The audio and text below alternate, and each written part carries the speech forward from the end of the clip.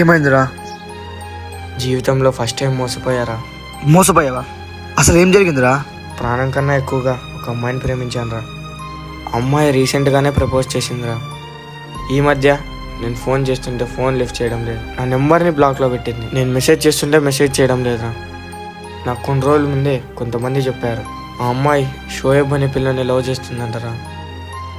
ఆ అమ్మాయి వద్దకు వెళ్ళిపోయింది కదా, మరి నువ్వేందుకు అంత బాధపడుతున్నావు? అమ్మాయిని ప్రాణం కన్నా ఎక్కువగా ప్రేమించానురా. అదే నేను వద్దకు వెళ్ళిపోయింది కదరా, మరి నువ్వేందుకు అంత బాధపడుతున్నావు?